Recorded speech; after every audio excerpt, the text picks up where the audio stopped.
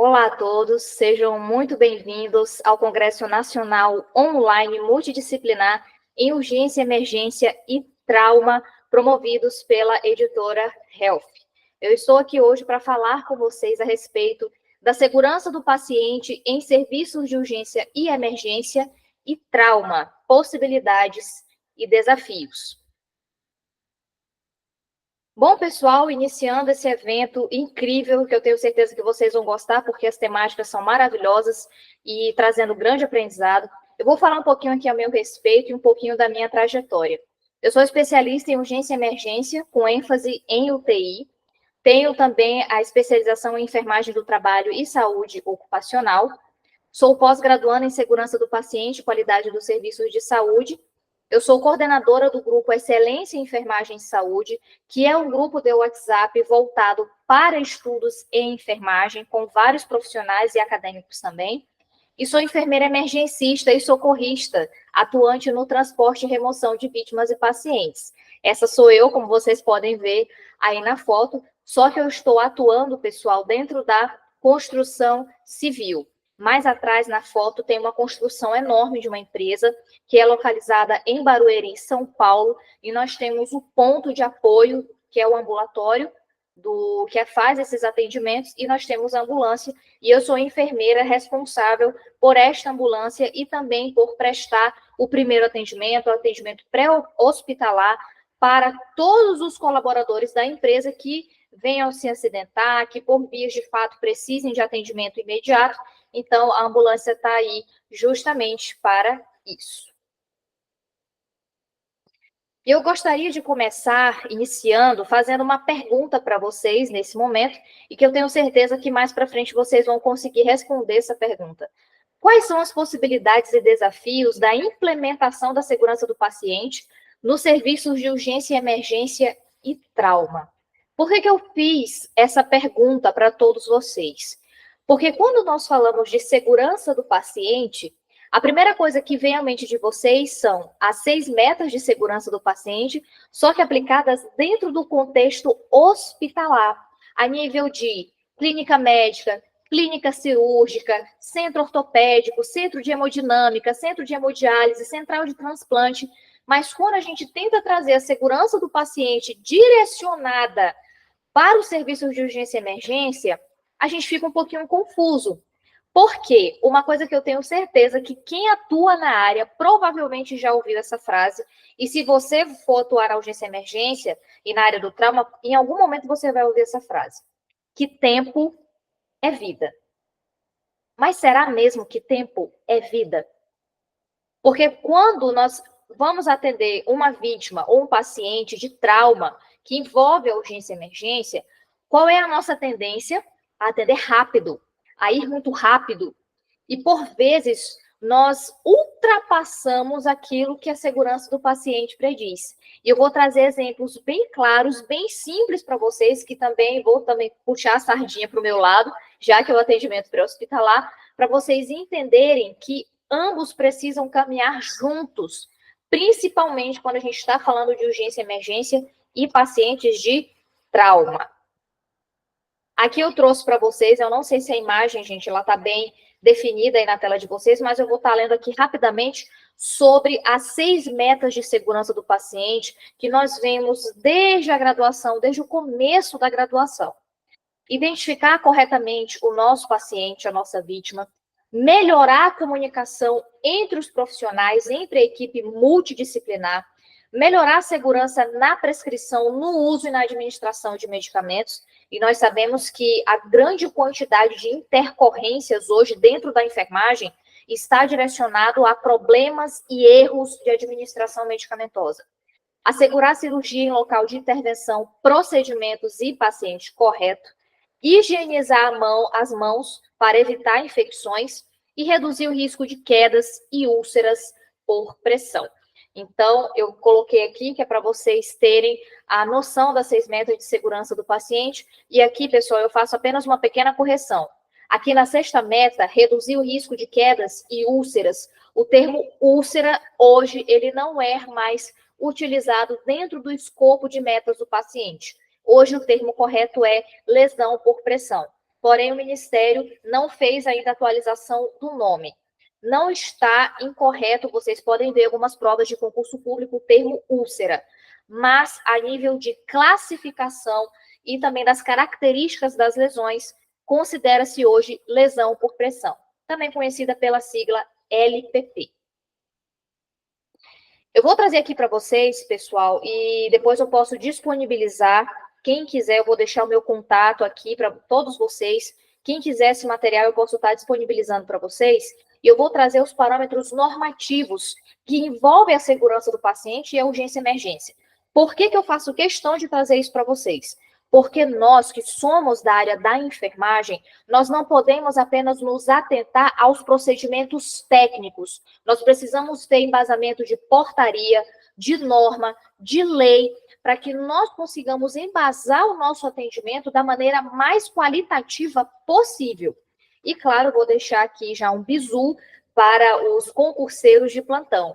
Todas essas portarias, essas normas, essas leis que eu vou trazer aqui para vocês, tudo isso cai em questão de prova de concurso. Então, fique de olho. A primeira que eu trago para vocês é a portaria do Ministério da Saúde 529, que estabelece o Programa Nacional de Segurança do Paciente, estabelecendo também a obrigatoriedade de se ter núcleo de segurança do paciente dentro das unidades hospitalares, dentro dos serviços de saúde. Nós temos a nossa grande Bíblia, que é a resolução número 36, que regulamenta as ações para a promoção da segurança do paciente dentro dos serviços de saúde.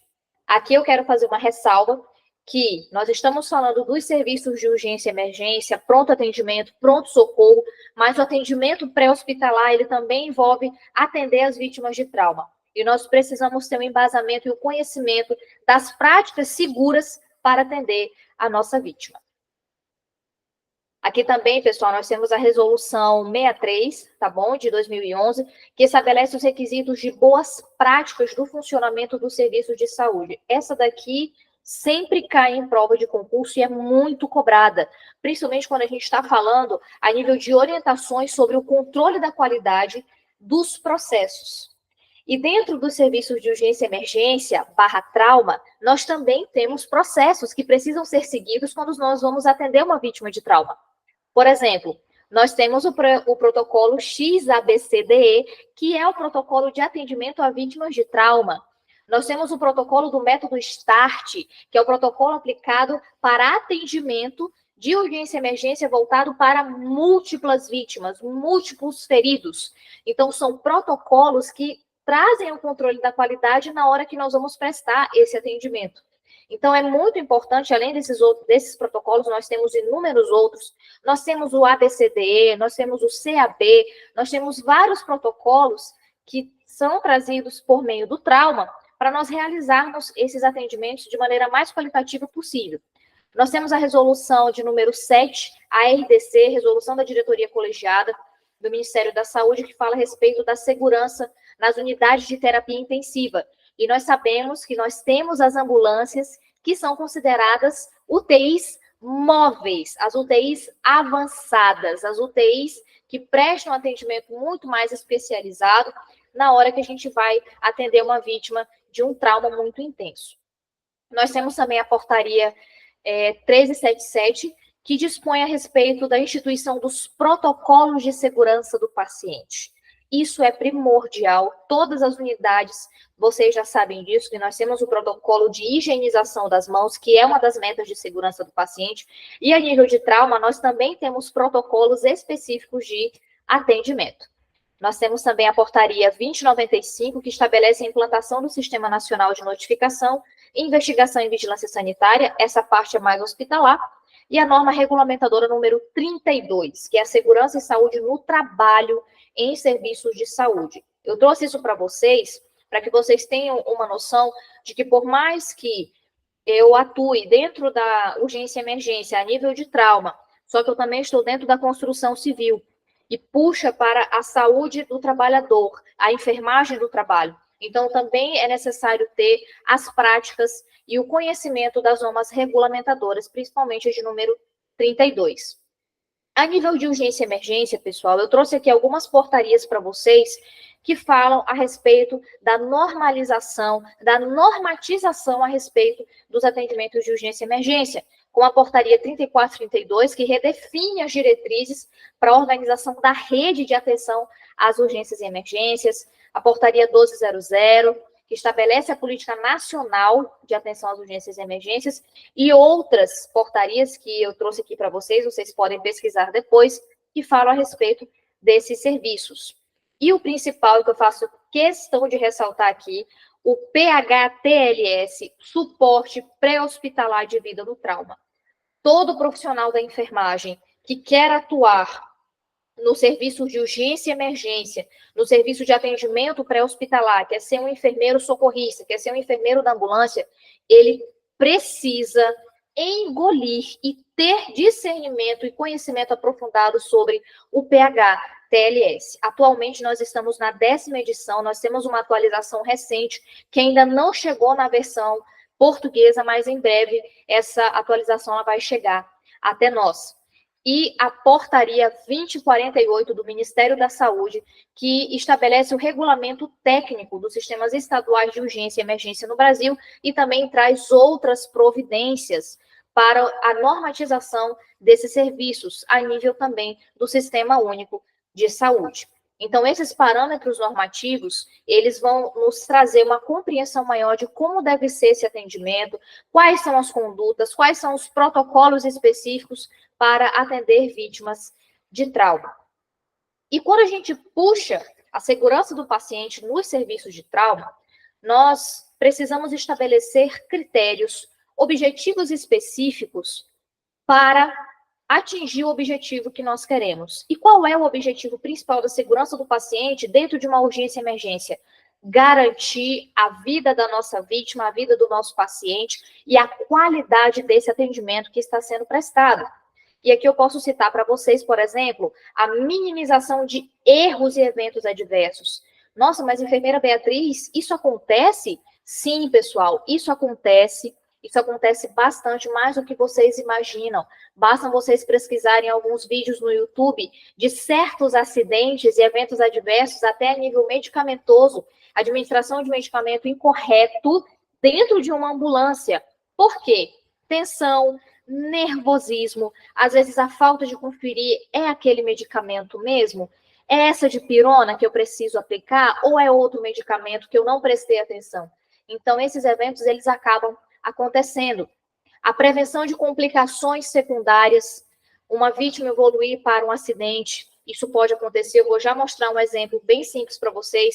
Melhora na coordenação da equipe multi. Nós sabemos que nós somos uma equipe multidisciplinar, nós trabalhamos com outros profissionais. E até a nossa comunicação entre profissionais, ela precisa ser muito bem trabalhada, para que eu, comunicadora, enfermeira Beatriz Mendonça, consiga passar com qualidade a comunicação, um comando ou algum pedido para o outro enfermeiro, ou um técnico, ou um médico, ou um condutor, e que ele possa entender o que eu estou dizendo. E nós sabemos que a falha na comunicação é um dos principais erros que acontecem, que afetam a enfermagem brasileira. A redução do risco de mortes evitáveis, monitoramento e aprendizado contínuo, educação permanente, pessoal. Não adianta você dizer que você tem tantos anos atuando naquela área, tantos anos atuando na urgência e emergência, se você não se atualiza. E com o tempo, nós, seres humanos, nós temos a tendência de ficarmos robóticos. Nós não prestamos mais atenção em certos detalhes que nós deveríamos nos atentar. Então, a educação permanente continuada aqui, ela é um grande aliado para a implementação da segurança do paciente dentro desses serviços de trauma. Aqui, eu vou deixar essa imagem para vocês, é uma pequena brincadeira, e eu quero que vocês olhem as duas imagens. Tem um erro muito grande nessa imagem. Essas duas imagens são imagens reais, fotografadas, tá? Eu tirei a foto e eu estou mostrando ela para vocês, e tem um erro nesta imagem. Como vocês podem perceber, nós temos uma maca, não se preocupem que não tem ninguém em cima dela, não tem nenhum paciente, nenhuma vítima, mas eu fiz questão de demonstrar isso na prática para vocês. Analisando essas duas imagens, tem alguma coisa errada. Quem tiver um olho muito afiado, vai perceber que tem um erro que está acontecendo aí gravíssimo.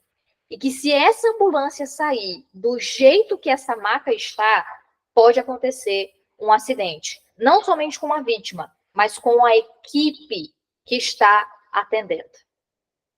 Será que vocês sabem qual é esse erro? Olha lá, Shazam. Observem bem a imagem. As macas, elas possuem um sistema de travamento dentro da ambulância para que ela não fique deslizando.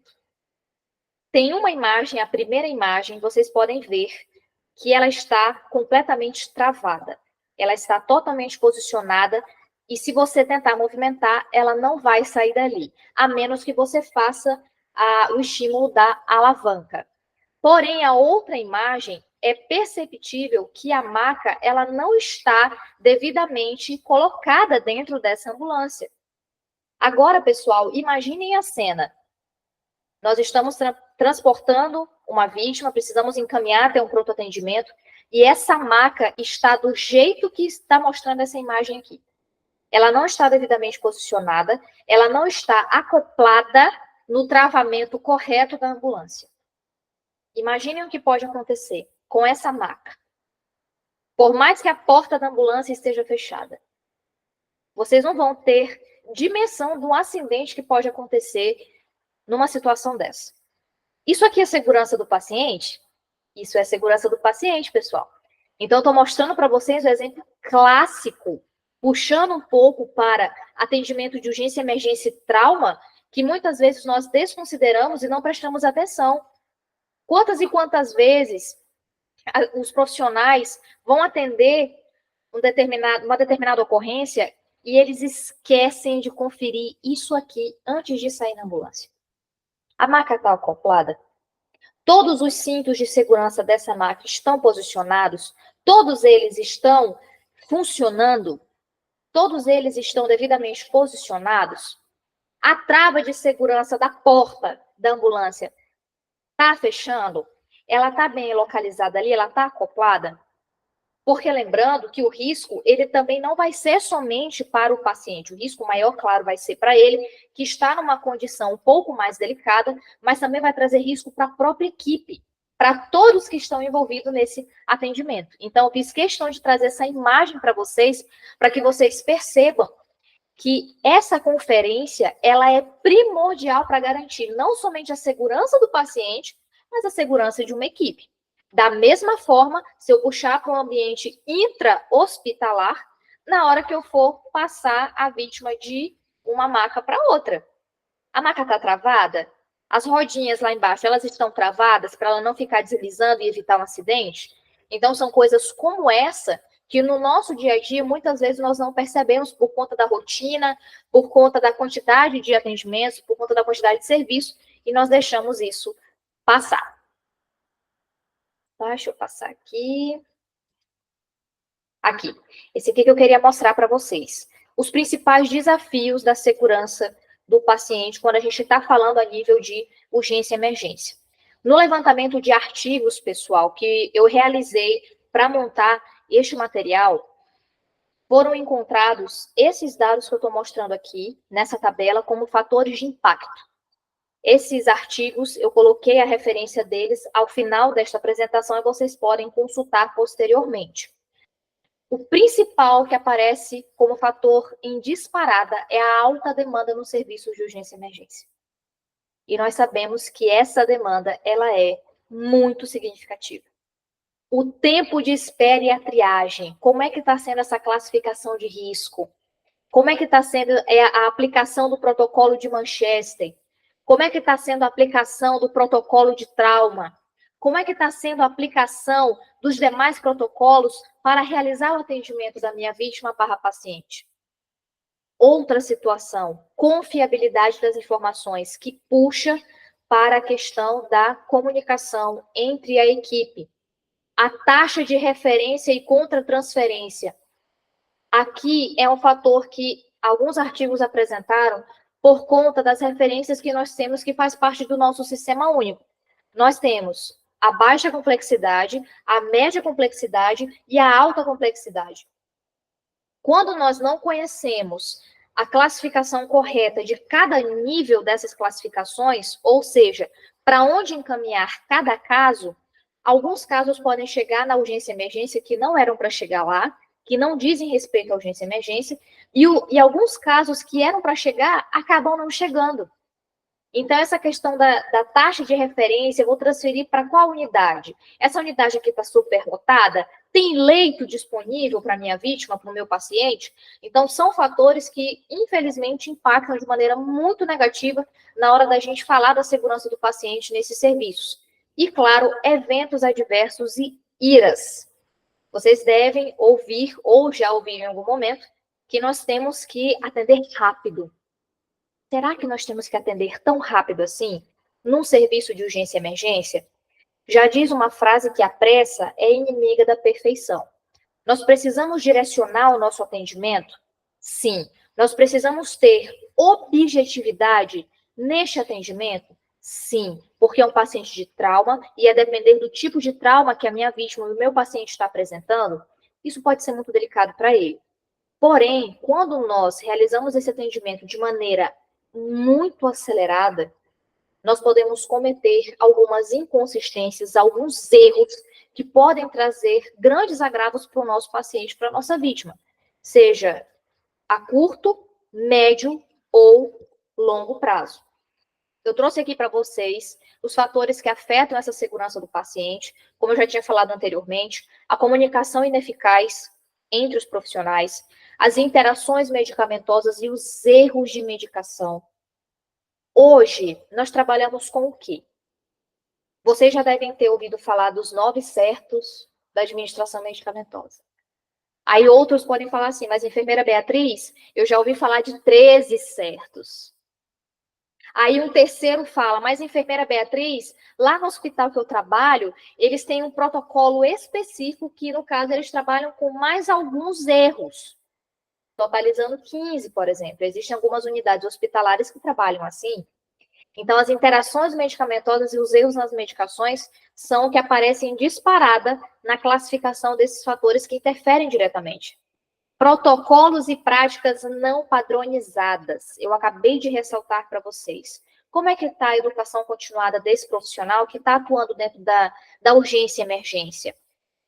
Quais são os protocolos de queda, por exemplo? Chegou um paciente, ele sofreu um trauma, acidente automobilístico, está com evisceração. Quais são as condutas para esse paciente? Quais são as condutas básicas desde o início do atendimento até ele chegar na unidade hospitalar para garantir que ele evite sofrer uma queda, para que ele evite sofrer mais um trauma? Sobrecarga de pacientes e vítimas. Isso é muito comum quando a gente se depara com situações que envolvem múltiplas vítimas. Um exemplo muito clássico disso que eu posso citar para vocês foi o que aconteceu da tragédia de Santa Maria, na Boate Kiss, que foi uma sobrecarga de vítimas muito intensa, muito grande, que os hospitais vizinhos da região tiveram que se preparar para receber essas vítimas, para garantir a qualidade deste atendimento. Exaustão e sobrecarga dos profissionais da saúde. Todos nós sabemos que os profissionais que atuam na urgência e emergência, por muitas vezes, eles são extremamente sobrecarregados. Todos, sem nenhuma exceção. É um trabalho que exige um preparo não somente técnico de conhecimento, mas um preparo mental, psicológico, emocional e físico, por conta do esforço e das altas complexidades que podem chegar até este profissional. A falta de recursos humanos qualificados. Aquele profissional que está atuando, ele está preparado para estar ali? Ele fez um curso de primeiros socorros? Ele tem capacitação em primeiros socorros? Ele tem conhecimento, por exemplo, do protocolo de aplicação de alteplase para um paciente? Ele sabe qual é o protocolo de trombólise? Ele sabe qual é o protocolo para um paciente que está apresentando acidente vascular isquêmico? Então, são esses conhecimentos, por meio desses protocolos que a segurança do paciente já traz, que muitas vezes não é aplicado dentro da urgência e emergência. Porque nós temos a noção e a sensação de que tudo tem que ser feito muito rápido. E nem sempre essa rapidez vai ser a nossa aliada. Agora vamos falar um pouquinho da urgência e emergência no trauma, envolvendo a segurança do paciente, com ênfase no atendimento hospitalar. Como é que nós podemos melhorar, pessoal? Como é que nós podemos alinhar a questão da prática da segurança do paciente dentro dos serviços de urgência e emergência? Implementação de protocolos de segurança. Protocolos de queda, protocolos de lesões por pressão, protocolos de segurança de pacientes que podem estar apresentando algum despreparo, algum desconforto emocional naquele momento devido ao trauma. Então, esses protocolos, eles auxiliam toda a equipe da urgência e emergência a realizar a conduta de maneira mais efetiva. Educação continuada para a equipe de saúde, como eu já falei para vocês, o uso das tecnologias. E aqui eu quero fazer uma ressalva.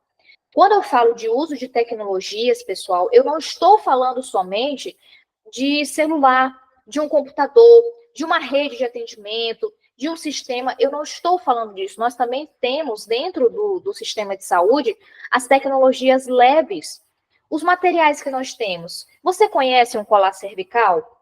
Você sabe como colocar um colar cervical? Você sabe para que serve um tirante de teste, um tirante de queixo, por exemplo? Você sabe para que serve o headblock que nós posicionamos na prancha quando nós vamos atender a nossa vítima de trauma? Você sabe qual é a finalidade daquele procedimento? Você sabe qual é a finalidade de utilizar esses materiais? Então, é saber também conhecer os materiais com os quais você está trabalhando dentro da urgência e emergência. Aqui nós temos também, que eu coloquei para vocês, a importância da triagem dentro da classificação de risco. O método de triagem, protocolo de Manchester, protocolo do Ministério da Saúde, PHTLS, os protocolos de trauma, como eu citei para vocês anteriormente, XABCDE, ABCDE e inúmeros outros que nós temos dentro da esfera do trauma para priorizar o atendimento.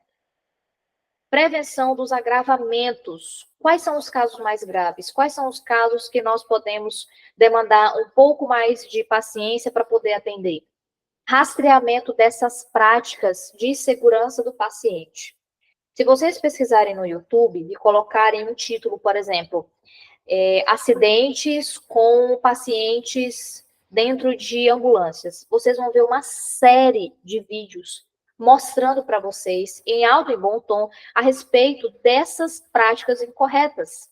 Exemplo, quando o profissional acaba, sem querer, passando por cima do paciente. A vítima está na maca, ele está no pranchamento, foi pranchado, e ao invés do profissional que está realizando o atendimento, ele se posicionar da maneira correta, ele acaba se posicionando, passando por cima da vítima.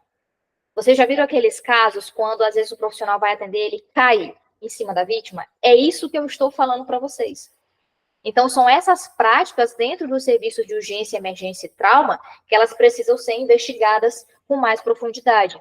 E exemplo também das boas práticas que sempre trazem resultados positivos. Realizar uma gestão de risco do serviço de emergência. Quais são os riscos que apresentam dentro desse serviço aqui? Dentro do serviço de urgência e emergência intra-hospitalar? Quais são os riscos dentro do serviço de urgência e emergência extra-hospitalar? Se necessário, realizar um plano de contingência e resposta a essas emergências com a adoção de medidas preventivas. E aí vai entrar quem? O núcleo de segurança do paciente, quando eu estou falando do contexto intra-hospitalar. Monitoramento e revisão contínua de processos. Dentro do sistema, dentro do contexto intra-hospitalar, isso é um pouco mais fácil de se fazer devido à presença dos núcleos de segurança do paciente dentro dos hospitais. E agora, quando a gente fala do serviço extra-hospitalar, pré-hospitalar, que a gente não vai ter um núcleo de segurança do paciente, aqueles profissionais que estão ali trabalhando na urgência e emergência, no APH, no atendimento pré-hospitalar, eles precisam ter conhecimento das práticas de segurança do paciente para aquele tipo de atendimento? Sem sombra de dúvidas, e é dever deles conforme prediz o nosso conselho.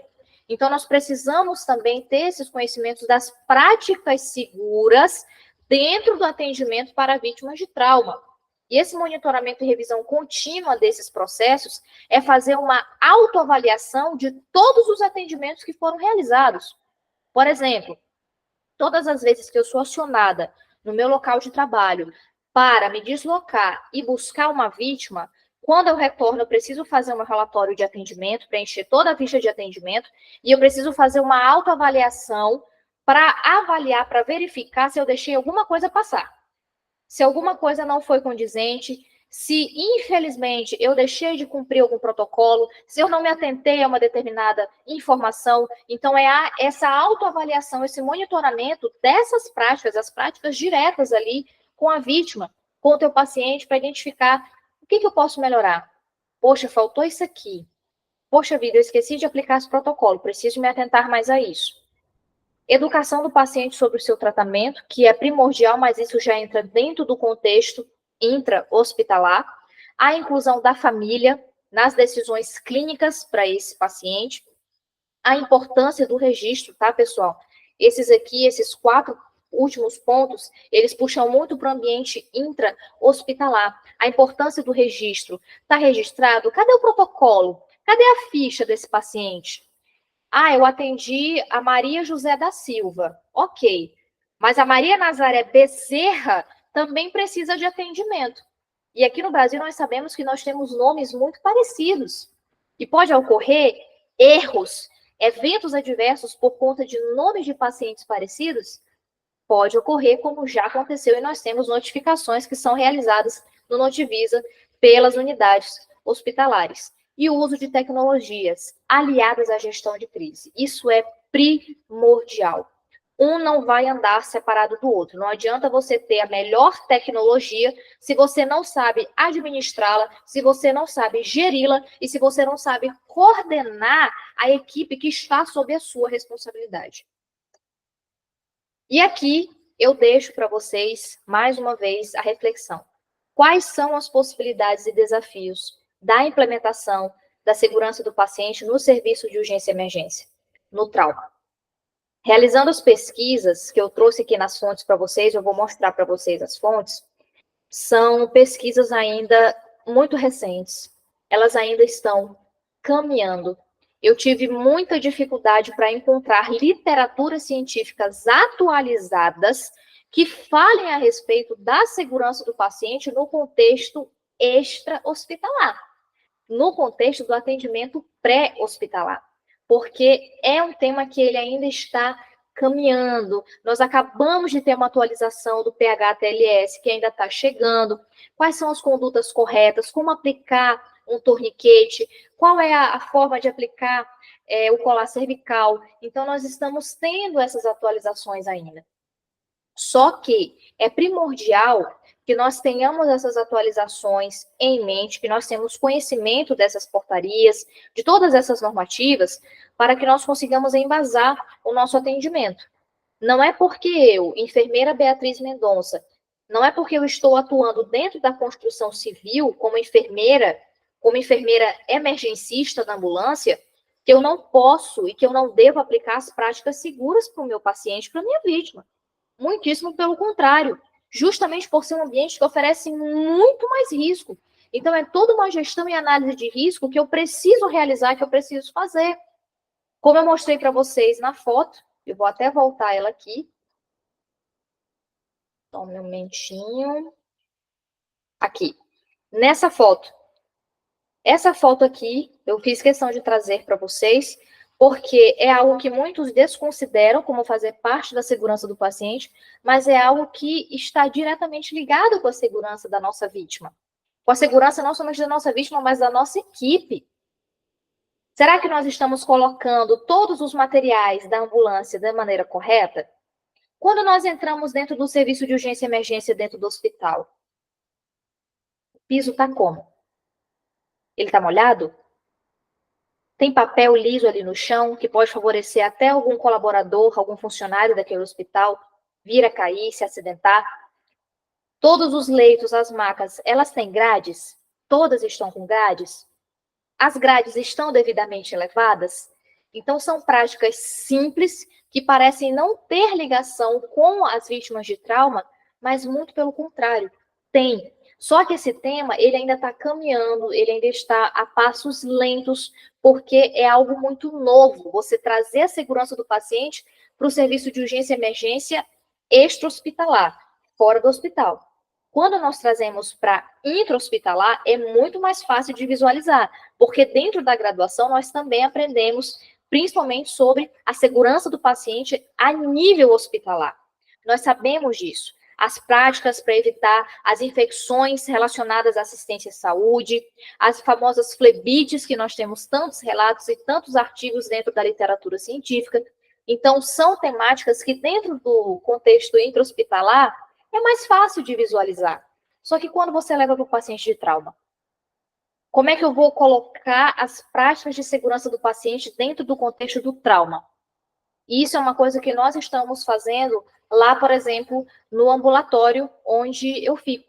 Nós estamos criando protocolos simples, pequenos protocolos aos poucos, para direcionarmos o nosso atendimento de maneira muito mais segura, principalmente por ser uma área de construção civil, onde nós temos mais de 2.000 pessoas trabalhando dentro desta obra, que estão expostas a diversos riscos, e nós precisamos fazer essa análise de risco para identificar, isso aqui está errado, isso aqui pode oferecer risco, isso aqui pode acarretar uma vítima.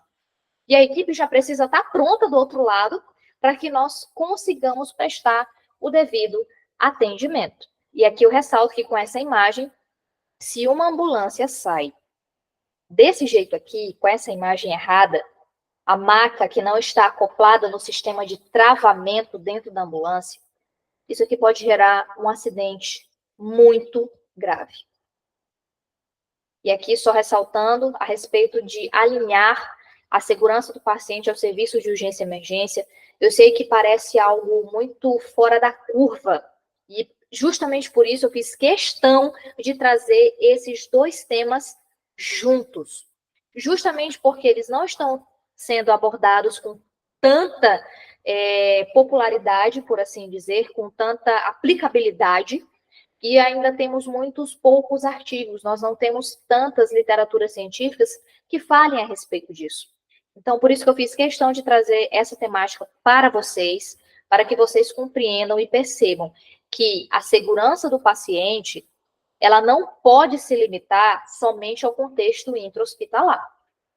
Nós temos todos os protocolos de segurança dentro do hospital. Nós também precisamos ter todos os protocolos de segurança da minha vítima no contexto extra-hospitalar, no atendimento pré-hospitalar. Então, pessoal, era isso que eu queria trazer para vocês, trazer essa reflexão, principalmente para você que já está atuando nos serviços de atendimento pré-hospitalar, ou você, estudante acadêmico, que tem muito interesse, que quer seguir carreira, que quer atuar na área do atendimento pré-hospitalar, seja nas empresas particulares de transporte e remoção de pacientes / vítimas, seja no serviço de atendimento móvel de urgência, o nosso SAMU. Então, é muito importante nós termos esse conhecimento, porque nós não podemos desalinhar a segurança do paciente só porque você está fora do ambiente intra-hospitalar. Nós não podemos, em hipótese nenhuma. É desafiador? É um pouquinho, porque é um contexto muito diferente, você precisa desenvolver certas habilidades, como criar mapa de gestão de risco. Dá um pouquinho de trabalho? Dá. Mas o que dá mais trabalho? Você analisar um contexto e fazer uma gestão de risco de qualidade, ou você ter uma série de vítimas que estão sob a sua responsabilidade e você não está dando conta de atender por conta da ausência de protocolo seguro para aquela vítima? Então, é isso que eu gostaria de trazer para vocês. Nós sabemos que o PH-TLS, os protocolos XABCD, eles são protocolos técnicos que visam o atendimento imediato, a famosa hora de ouro, a hora primordial que você precisa realizar o atendimento para você ser efetivo, para você ser um pouco mais rápido. Porém, nós não podemos esquecer que ali nós também temos uma vítima que precisa ser mantida com segurança. Então, saber utilizar os ambientes, as tecnologias que estão a nosso favor para realizar um atendimento de qualidade. Aqui, pessoal, eu deixo para vocês todas as referências que foram utilizadas, tanto de normas, portarias do nosso conselho também, nosso conselho de enfermagem. Trago aqui para vocês artigos também atualizados que falam a respeito dessa temática. Infelizmente, ainda são poucos, mas eu acredito que com o tempo nós vamos conseguir aprimorar essa aplicabilidade da segurança do paciente dentro dos serviços de urgência e emergência de forma muito mais qualitativa e também para não sobrecarregar os profissionais, porque nós sabemos que os profissionais da urgência e emergência já são bastante sobrecarregados por conta da alta demanda.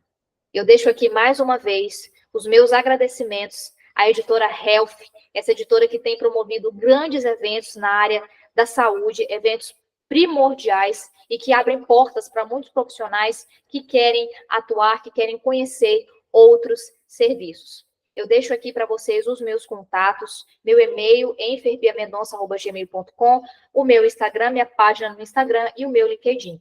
Fiz questão também de deixar para vocês o meu contato telefônico, o DDD 69, caso você queira entrar em contato comigo para ter acesso a esse material e eu posso estar disponibilizando ele para vocês. Eu agradeço mais uma vez por essa oportunidade, agradeço muito a editora Health por esse evento, por todos os organizadores. Está sendo um excelente evento e eu tenho certeza que cada um de vocês que está acompanhando vai tirar daqui excelentes aprendizados de todas as palestras que estão ocorrendo. Muito obrigada.